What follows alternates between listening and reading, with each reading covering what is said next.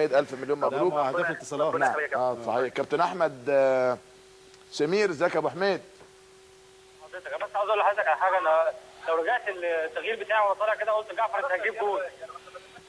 احمد سمير يا سمير ازيك؟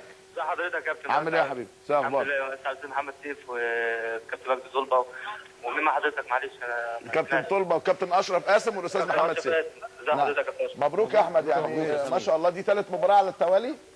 الحمد لله يا كابتن، الحمد لله رب العالمين. الكلام بقى اللي بنقراه في الجرايد همشي مش هقعد مش عارف ايه خلاص انتهى؟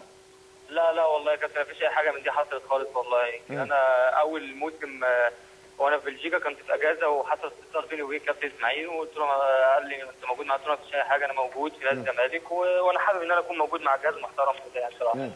احمد شايف انه الاداء بيتحسن، الفرقه شكلها افضل، بقى في احتياطي كفء وبالتالي ما بقاش في مشكله، حد يتصاب حد يخرج حد يدخل، الفريق ماشي بالشكل اللي انتوا نفسكم فيه؟ هو دي يا كابتن بالظبط النقطه اللي حضرتك اتكلمت فيها دي، هي دي ان احنا عندنا الاحتياطي زي الاساسي. ودي حاجه من بتبقى ميزه للفرق اللي هي بتلعب على بطوله. واعتقد ان الزمالك دلوقتي عنده حوالي 26 27 لعيب كلهم نفس المستوى، ودي الحمد لله رب العالمين ميزه. واي حد بيخش بيظهر بصوره كويسه. والحمد لله على اداء الفرقه في الماتشات اللي فاتت كلها يعني. راضي عن ادائك يا احمد وشايف الامور ماشيه بشكل جيد؟ الحمد لله رب العالمين يا كابتن. انا من وجهه نظري يعني متواضع جدا. انا شايف ان انا الحمد لله يعني كل ماتش بديل عن الثاني. لان انت عارف حضرتك انت لعيب كوره وعارف كابتن ان الاستمراريه في اللعب بتزود.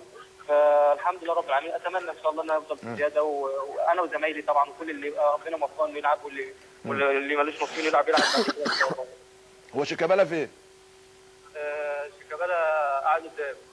يا شيكابالا شيكا. لا شايف حضرتك. الو كابتن شوقي معاك. شيكا؟ لا شيكا قاعد قدام والله.